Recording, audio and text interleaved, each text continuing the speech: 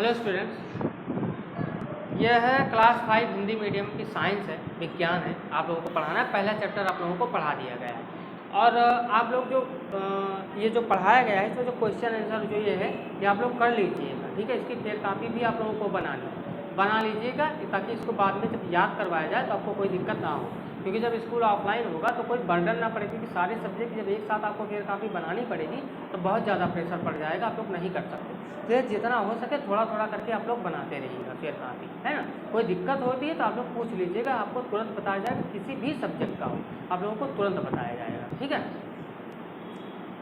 और जिनके पास बुक नहीं है, रिक्वेस्ट है, हम्बली रिक्वेस्ट है कि आप लोग बुक प्लीज़ ले लीजिए, बुक नोटबुक ये सब ले लीजिए, क्योंकि नोटबुक रहेगी तभी आप फेयर कापी कर पाएंगे, बुक रहेगी तभी अच्छे से आप लोग पढ़ पाएंगे, उसमें से देख के आप फेयर कापी भी कंप्लीट कर लीजिए, है ना। तो बुक और नोटबुक कंपलसरी आप लोग ले लीजिए। जो बच्चे प्रमोट कर दिया गया है सभी बच्चों को, आप लोगों को पता ही होगा, गवर्नमेंट के द्वारा कोरोना के कारण सभी बच्चों को प्रमोट कर दिया गया है। तो जो आप लोग पास कर गए हैं उसकी मार्कशीट आप लोग ऑफिस से ले लीजिए, ठीक है। अपने पेरेंट्स को बोलिए ऑफिस में आइए, 10 बजे के बाद आइए ऑफिस में, आइए बात करिए और अपनी अपनी मार्कशीट आप सभी लोग बनवा लीजिए, ठीक है। मार्कशीट बहुत जरूरी, क्योंकि आप पास किए हैं उसकी मार्कशीट तो चाहिए ना आपके पास, तो मार्कशीट आप लोग ले लीजिए, ठीक है।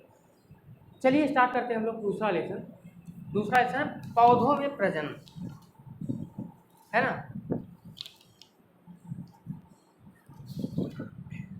चलिए स्टार्ट करते हैं। पौधों में प्रजनन मतलब ये होता है एक पौधा दूसरे पौधों को कैसे बनाता है, ठीक है। जिस क्रिया के द्वारा सजीव वस्तुएं अपने जैसी वस्तुओं को पैदा करती हैं, जिस क्रिया के द्वारा जो जीव होते हैं वो अपने जैसा दूसरे को जैसे बनाते हैं, पैदा करते हैं, उसे प्रजनन कहते हैं। प्रकृति में प्रजनन की क्रिया लगातार चलती रहती है। सभी सजीव वस्तुएं अपनी अपनी तरह से प्रजनन करते हैं। जैसे पेड़ रहता है, उससे बीज निकलता है, ठीक है, छोटे छोटे। जैसे आम का पेड़ है, आम खाते हैं, उसमें बीज लगा दो तो नया पौधा हो जाता है ना। इसी प्रकार से सारे पौधे अपना प्रजनन करते हैं। जीव जंतु भी अपना प्रजनन अपने जैसे दूसरे बच्चे पैदा करते हैं। इंसान भी अपना प्रजनन कंटिन्यू करते रहते हैं, है ना। तो इसी प्रकार से उनकी प्रजाति जो है वो कंटिन्यू चलती रहती है। पौधों में प्रजनन मुख्य से दो प्रकार से होते हैं। पहला बीजों के द्वारा प्रजनन, मतलब बीज मतलब छोटे जैसे आम की गुठली होती है, वो भी एक प्रकार का बीज होता है, मिट्टी में दबा दो तो नया पौधा निकल आता है। पौधों के अंगों से प्रजनन, किसी में बीज नहीं होता तो उनके पौधे जो होते हैं उनकी टहनियाँ आप काट के मिट्टी में लगा दोगे तो भी एक नया पौधा बन जाता है। अब सबसे पहले बताया गया बीजों द्वारा प्रजनन। अधिकतर पौधे बीजों द्वारा प्रजनन करते हैं। अपने आसपास उगने वाले पौधों को देखो, उनमें से अधिकांश बीज पैदा करते हैं। पौधों पर फूल आते हैं, फूल फलों में बदल जाता है। सबसे पहले क्या होता है? सबसे पहले फूल आता है, फूल के बाद फल आता है, और फल में क्या रहता है? बीज रहता है। फल के अंदर बीज होते हैं। सब फलों में बीजों की संख्या समान नहीं होती। कुछ फलों के अंदर केवल एक बीज होता है, जैसे आम, लीची, जामुन आदि। इनमें क्या होता है? केवल एक बीज पाया जाता है। कुछ फलों में कई बीज होते हैं, यानी कि बहुत सारे, जैसे पपीता, टमाटर, तरबूज, मटर, संतरा, अमरूद आदि। इनमें एक बीज नहीं होता, बहुत सारे बीज होते हैं। बीज की बनावट, हर बीज के अंदर एक छोटा पौधा होता है ना। जब बीज मिट्टी में करेंगे तो छोटा पौधा निकलता है ना, तो वही वह बीज के अंदर संचित भोजन से घिरा रहता है। जब तक पौधा अपना भोजन स्वयं बनाना शुरू नहीं करता तब तक संचित भोजन से ही काम चलाता है। एक बीज होता है, उसके अंदर जो पौधा छुपा हुआ रहता है, उसको भोजन कहाँ से मिलता है? उसी बीज से वो अपना भोजन लेता रहता है, ठीक है। जब तक उसको स्वयं का भोजन, बाहरी भोजन नहीं मिलता। जैसे मिट्टी में रहेगा, पत्तियाँ निकलेंगी, ठीक है, सूर्य के प्रकाश से अपना भोजन बना लेगा। लेकिन जब तक वो मिट्टी में नहीं दब गया तब तक भोजन कहाँ से लेता हो? उसी बीज के द्वारा अंदर से वो अपना भोजन लेता रहता है। बीज की बनावट को समझने के लिए चने या सेम के बीज को रात भर पानी में भिगो कर रखो। चना जानते हैं ना, चना और सेम, इनके बीज को रात भर पानी में भिगो दी। सुबह उसे ध्यान से देखो, आपको बीज में एक छोटा छेद दिखाई देगा, ठीक है। पौधा इसी छेद से पानी सोखता है। अब बीज के छिलके को सावधानी से उतारो, उसके ऊपर एक छिलका होता है, उसको उतार दो। आपको बीज के अंदर दो मोटे और बड़े भाग दिखाई देंगे, ठीक है। जब दाल होती है तो दो भाग अलग अलग हो जाते हैं, तभी तो दाल बनती है ना, तो वही दिखाई देगा। इन्हें बीज पत्र कहते हैं, जो पौधों के लिए भोजन संचित करते हैं, मतलब भोजन बनाते हैं, जो उनको अंदर भोजन देते हैं। बीज पत्रों के बीच एक संरचना होगी जिन्हें भ्रूण कहते हैं, छोटा सा एक रहता है उसको भ्रूण कहते हैं। भ्रूण से ही नया पौधा बनता है। भ्रूण के ऊपरी हिस्सों को प्रांकुर कहते हैं, जिसमें नए पौधे का प्ररोह तैयार होता है।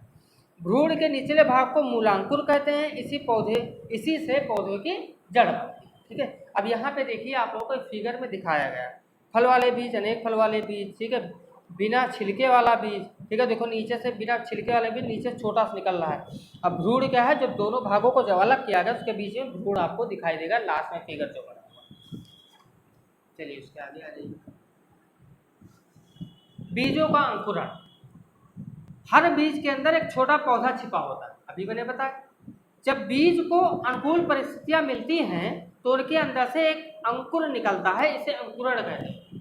जब मिट्टी में दब जाता है तो उसमें से छोटे से निकलता है, उसको अंकुरण कहते हैं। बीज के लिए अंकुरण के लिए 3 चीजें आवश्यक हैं। बीज के अंकुरण के लिए 3 चीजें आवश्यक है। कौन कौन से? सबसे पहले हवा, उसके बाद पानी और फिर सही तापमान। हवा, पानी और तापमान। अगर इनमें से एक की भी कमी होती है तो बीज में अंकुरण नहीं होगा। पानी भी चाहिए, हवा भी चाहिए और तापमान भी सही होना चाहिए। बीज कैसे अंकुरित होता है, चलिए पढ़ते हैं। जब बीज को मिट्टी में बोया जाता है तो अपने छेद द्वारा मिट्टी से पानी सोखता है, ठीक है ना। पानी जो है बीज के छिलके को मुलायम कर देता है, जो छिलका होता है उसके ऊपर उसको मुलायम कर देता है, जिससे भ्रूण जो होते हैं वो बाहर आ सके। बीज पत्रों में संचित भोजन पानी के साथ मिलकर एक द्रव बनाते हैं, जो भ्रूण के लिए भोजन का काम करता है। गर्मी भ्रूण की कोशिकाओं को क्रियाशील कर देते हैं, जिससे वह बढ़ना शुरू कर देता है। पहले मूलांकर से जड़ें नीचे की ओर बढ़ती है। सबसे पहले जड़ें नीचे बढ़ती हैं, फिर प्रांकुर से प्ररोह निकलना शुरू होता है या ऊपर की ओर बढ़ता रहता है। जब भ्रूण अंकुर बन जाता है तो वह बीज पत्रों में संचित भोजन का प्रयोग करने लगता है, ठीक है। कुछ समय बाद उस पर पत्तियां आ जाती हैं, ठीक है। जब थोड़ा सा बड़ा होगा तो पत्तियां आ जाएंगी, फिर वह अपना भोजन खुद बनाने लगता है। मतलब जब धूप मिलेगी उसको, जब पत्तियां निकलेंगी, जब पत्ती निकलेगी तभी कोई पौधा अपना भोजन खुद से बना सकता है, ठीक है। जल्द ही वह बढ़कर वयस्क पौधा बन जाता है, बस मतलब बड़ा पेड़ बन जाता है, वह पौधा बन जाता है। एक पौधा बहुत से बीजों को पैदा करता है, ठीक है। बड़ा सा पेड़ होगा तो बहुत सारे बीज निकलेंगे, लेकिन वे सभी अंकुरित नहीं होते। उनमें से कुछ को जंतु खा जाते हैं, बहुत से हवा और पानी द्वारा नष्ट हो जाते हैं, कुछ अविकसित रह जाते हैं, मतलब उनका विकास नहीं हो पाता सही से, इसलिए उनसे नए पौधे पैदा नहीं हो सकते। अगर बीज में कोई भी कमी रह जाएगी तो नया पौधा नहीं बन पाएगा। बहुत से बीजों को उगाने के लिए अनुकूल परिस्थितियां नहीं मिलती। जैसे मैंने बताया, बीज को उगाने के लिए हवा, पानी और उचित तापमान का रहना बहुत जरूरी है, ठीक है, नहीं तो वो उगेंगे नहीं। केवल वे अच्छे बीज ही जिन्हें अनुकूल परिस्थितियां मिलती हैं अंकुरित होते हैं और पौधा होते हैं, ठीक है। अनुकूल, जैसे अगर बीजों में कोई कमी रहेगी तो नहीं, पहला काम तो उगेगी, और दूसरे नंबर पे उनको अनुकूल परिस्थिति भी चाहिए। अब बीजों का प्रकीर्णन दिया गया है। बीजों को दूर दूर तक बिखर जाना प्रकीर्णन कहलाता है। जैसे खेत में जब छींटते हैं ना बीज को, तो दूर दूर तक बिखर जाना प्रकीर्णन बोलते हैं, ठीक है। अब कोई कुछ पेड़ पे लगा, हवा के द्वारा बहुत दूर दूर तक चले जाते हैं, तो ऐसे इसको प्रकीर्णन बोलते हैं। आप जानते हैं कि पौधे गति नहीं कर सकते, इसलिए वे अपने बीजों को दूर दूर तक बिखरा नहीं सकते। मतलब दूर दूर तक बीज थोड़ी बिखर सकते हैं। बीजों का प्रकीर्णन कुछ प्रकृति कारकों के द्वारा होता है।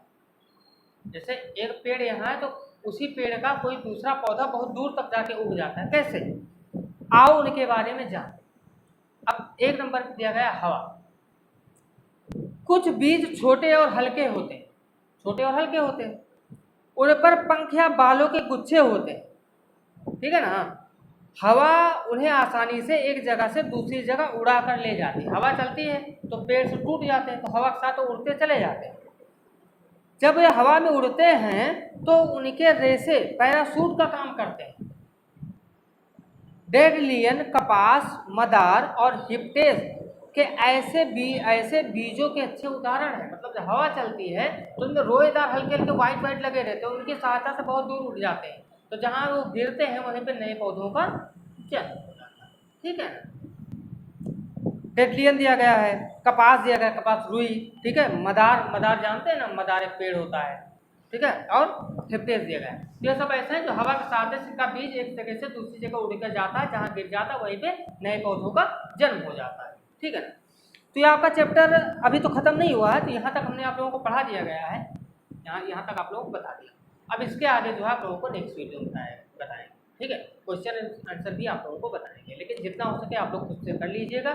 देखिए चैप्टर जब तक अच्छे समझेंगे नहीं तब तक आप लोग अच्छे से question answer, fill in the blank, ठीक है, ट्रू फॉल्स, ये आप नहीं कर पाएंगे। तो क्वेश्चन जितना जाए आपके व्हाट्सएप ग्रुप पे उतना 2-3 बार आप लोग उसका रिवीजन कर ले, अच्छे से पढ़ें, ठीक है। और जिनके पास बुक नहीं है वो आप लोग बुक जल्द से जल्द आप लोग ले लीजिए। मार्कशीट के लिए भी मैंने बोल दिया, मार्कशीट भी आप लोग ऑफिस से आके अपनी कर लीजिए। अच्छे से पढ़िए, ध्यान से पढ़िए, मस्त रहिए, बेस्ट रहिए। चलते मिलते हैं।